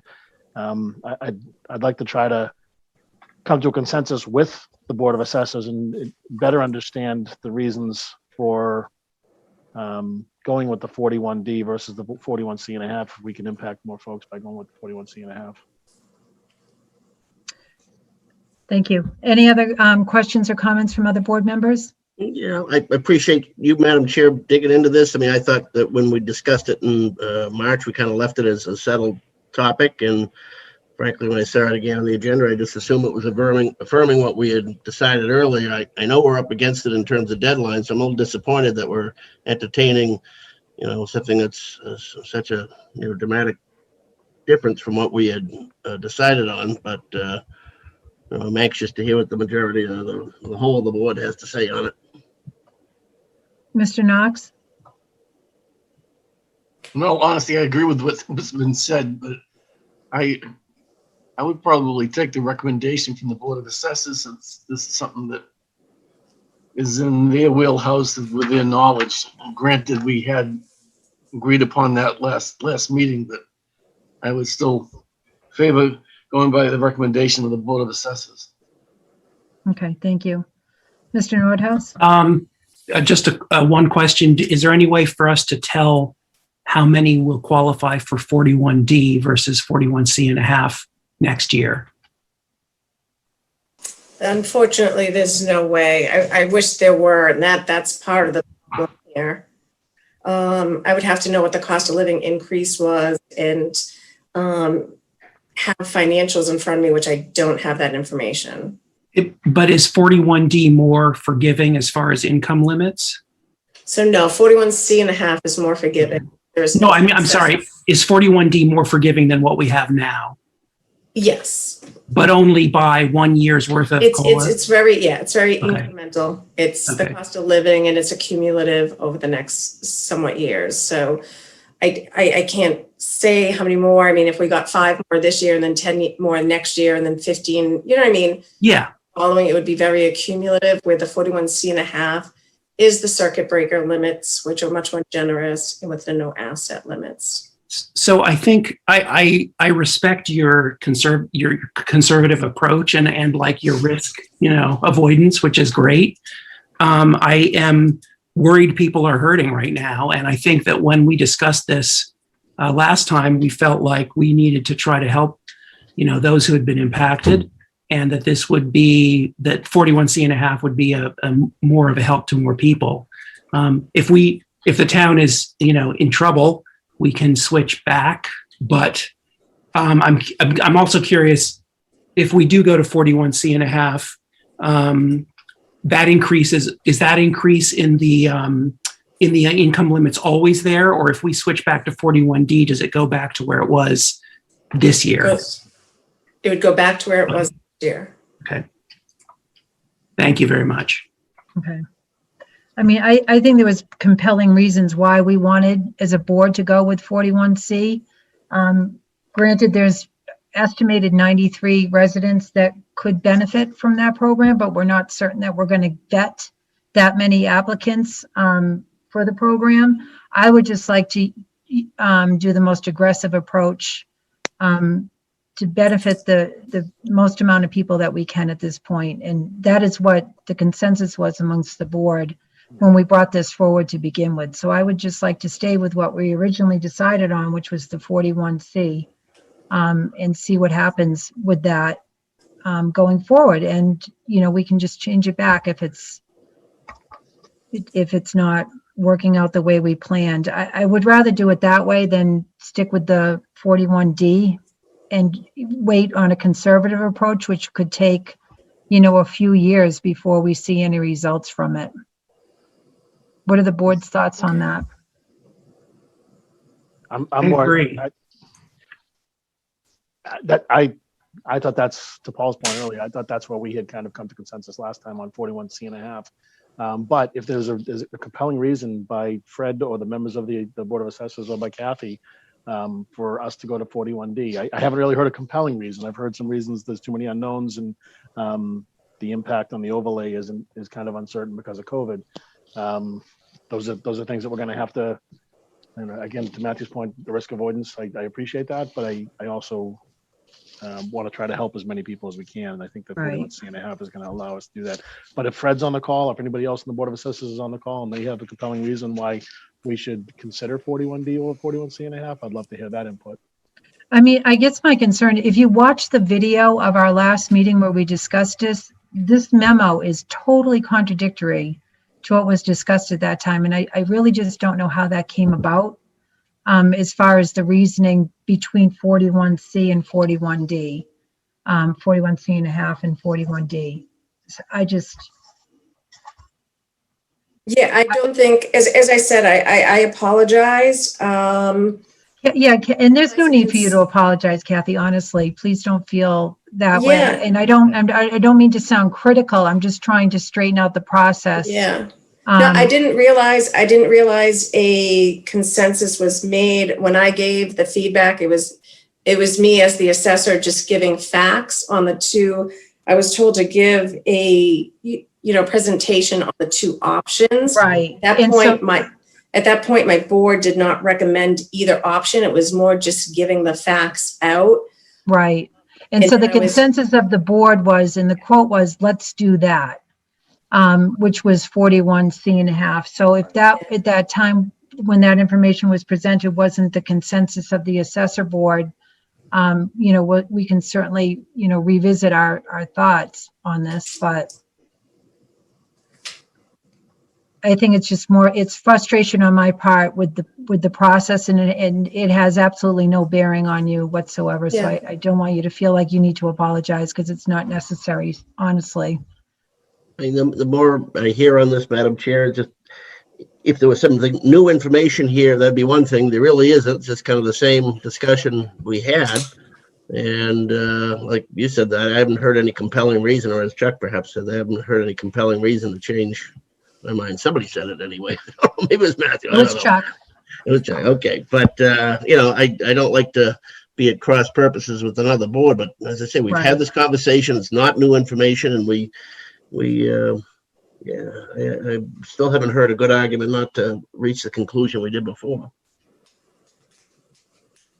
So Madam Chair, I guess I'll take full responsibility. Maybe I misunderstood what the board's direction was. So in any event, it's easy enough to change this article to 41C.5 as the board requested, and to insert this article into the town meeting warrant. Okay. that's my preference. What's the favor of the board? I agree. I do as well. I mean, that was what we were hoping for, but I would have liked to have had the consensus of the Board of Assessors. This is what they're charged with doing. You know, that this is their bailiwick. This is what they're elected to do. To Paul's point, I don't like to step on their toes, but there was definitely our recommendation coming out of that last meeting to do the 41C.5. So I don't know if we have the ability to get their input based upon our input or do a joint meeting to discuss this further. Right. I mean, so in the memo, that's what's part of the packet. It says that the recommendation of the Board of Assessors that the town move forward with clause 41D. There are too many unknowns with 41C.5. There is no method to determine how many people will apply, as the income limits with clause 41C.5 are much more generous than our current limits. There is the potential that we will be facing greater abatements next year, particularly with the commercial class as businesses feel the impact of COVID-19. As the money for exemptions will come from the overlay account, there is a possibility that the overlay will be adversely depleted by a large number of people qualifying for the exemption. Yep. Also, it is very concerning that there's only one other community that's adopted this clause. By inserting the article, you still have time if you want to discuss it further on the 10th. And we have a joint meeting with the assessors, if that's the will of the board, and then we finalize the warrant article that night. We're talking about a difference between essentially $45,000 out of the overlay or $9,000 out of the overlay. Am I right? If 90 people had $500 a piece is 45 grand. If 9 people got $1,000 last year, we're at 9 grand. Right. So if we've got it in the overlay, and we anticipate we'll have it in the overlay, there are some unknowns. I think that it's the best thing for us to do for those in need is to insert 41C.5. Okay. Yeah, if that's Certainly. if that's the outer limit of the exposure, then okay. I can live with that. All right. Kathy, am I off base with that? Sorry, Madam Chair. That's all right. No, that sounded about right. I guess I'm comfortable taking that risk. Okay. Perfect. All right. So that's what we'll do. Thank you. Kathy, thank you so much for your work on this. Sincerely. You're welcome. Appreciate the information and your efforts. There truly are so many unknowns.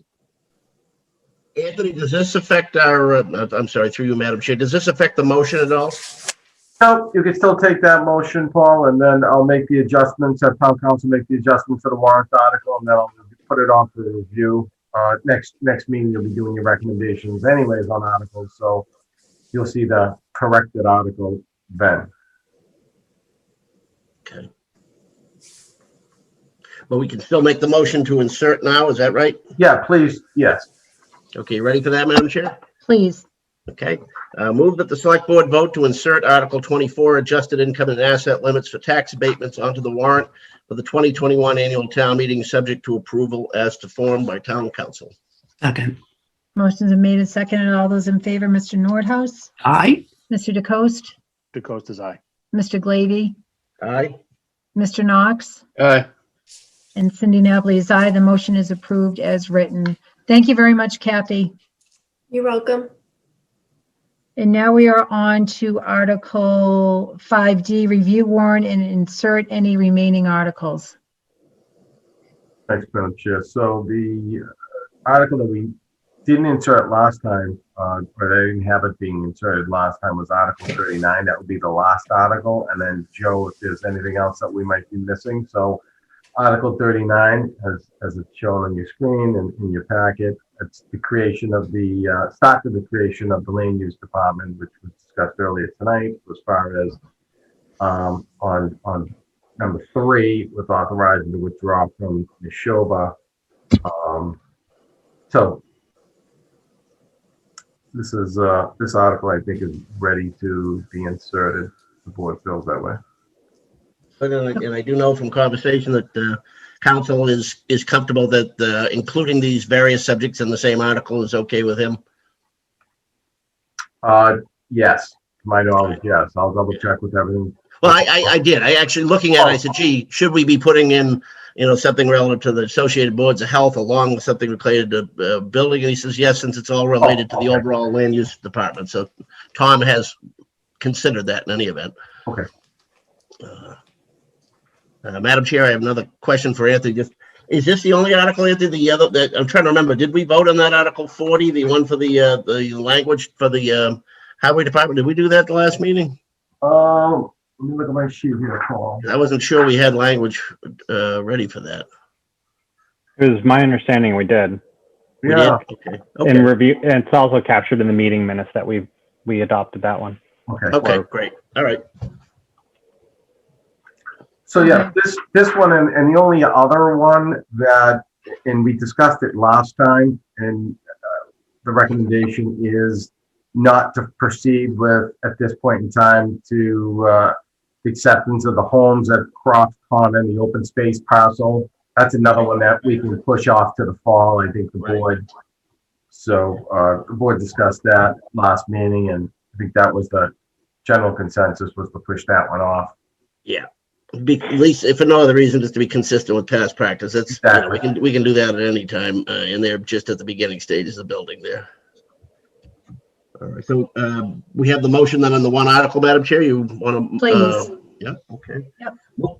Move that the select board vote to insert Article 39, Land Use Department, onto the 2021 annual town meeting, subject to approval as to form by town council. Second. Motion been made and seconded. All those in favor, Mr. Nordhaus, Yes. Mr. Glavy, Mr. Knox, Aye. Mr. DeCoste, The coast is aye. and Cindy Napoli is aye. The motion is approved as written. And now we are on to Town Administrator, Assistant Town Administrator updates. We have a notice of intent to sell. Yeah, 1 second. Joe, was everything else all set? We did this. Yes, everything else was all set. Just for the board, you may have noticed in version that was in the packet, there was the soil removal that was missing. That was that will be added. The board did review and vote on that language to be included at the last meeting, but just saw that in town council's version that was inadvertently left off, but we will add that back in. Okay. Okay. All right, excellent. And yes, if I may, Madam Chair, go on. Please. So we did receive a notice from Attorney Alpin about notice of intent to sell. I'm sorry, Attorney Alpin sent a letter dated April 20th, representing Martha Anderson, Edward Sanderson, and George Sanderson, co-trustees of Oak Hill Road Trust, giving the town notice of its intent to sell and convert land pursuant to Mass General Law, Chapter 61A, Section 14. Pursuant to this section of the law, the town shall have a period of 120 days, plus any time associated with the state of emergency, to exercise its right of first refusal option to meet the bona fide offer for the subject land. And I may want to just also note that on your motion, that 650,000, it's actually 200,000. So that was a typo on that. So the purchase and sale, which is in the packet, it was $200,000 for that parcel, the 1 acre parcel. Okay. So the motion should be similarly amended, Anthony? Yes, just the 200,000, Paul, whatever way the board wants to move forward on this. Okay. What are thoughts from the board on this? Madam Chair, just a procedural question. Generally, we circulate this to any of the departments that may have an interest in properties. Has that been done? I'd like to make sure that's happened before we take a vote on it. This just came in late, Paul, last week, so it went, discussed it. I mentioned it to the chair to see if to put it on to start that conversation. So the answer to the question is no, we haven't circulated to anybody yet. This is just first conversation. Okay. But we shouldn't lose track of that. That's kind of procedurally what we've done. And that can be a pretty wide network. Who knows who might have an interest in land that we're forgetting about. I'm not anticipating it, but it's usually the question we ask. Okay. All right, so we want to make sure those conversations take place first before we take any action on this. Probably just an email, email blast all the departments, say, hey, we've been noticed on this and we have a time period to react to it and Ask them to get us a response by a certain date, because we still have time to act on this. We don't need to act on it tonight, correct, Mr. Ansaldi? That is correct, Madam Chair. Okay, so let's do That that. include Thank the you. housing authority too? it should. Okay, thank you for that. I'm sorry, all boards and committees and department heads, Paul, right? Yep. Okay. Excellent. Thank you for Madam that Chair. direction, Mr. Madam Chair, Zaghi. can I jump in real quickly just to ask one question, which I don't see in the packet Go ahead. of Mr. Ansaldi? Anthony, do we have numbers on the rollback if we decide, if we do all the diligence and we determine that we do not want to exercise our right and purchase this for $200,000, what would we receive in rollback? In my conversation with Kathy, our chief assessor, it's approximately $30,000, Chuck. Thank you. I think it just helps us to have all the information when and if we do make a decision. Okay, good question. All right, excellent. So, okay, good. So we'll revisit this after we do more diligence on the request. And now we're on to item 6B, project update, senior center. Yes, sorry. Just making a note. Yes, Madam Chair, so last week we did get all of the invoices that we were asking LLB to provide. So we know what that final amount of money that we have left in the space needs capital account that was done a number of years ago. So Cheryl has just identified that it's about $28,000 left. So at this point, we could start a conversation with LLB and we could do a kind of a subcontract just so they would only know that they could work up to that dollar amount until we have the full authorization at town meeting to proceed with the study, the full study. So it can get us going a little quicker than waiting till June 13th, which is somewhat good news, right? Okay. And we're not going to refer to it as a study, right? Did we come up with a different? We did like the word feasibility, but it's right. They have to do the boring tests and all that, so they call it a study. That's why I kind of didn't say feasibility. I just called it a study. So we're just going to refer to it as a study. Okay. All right. Any questions or comments from the board on this?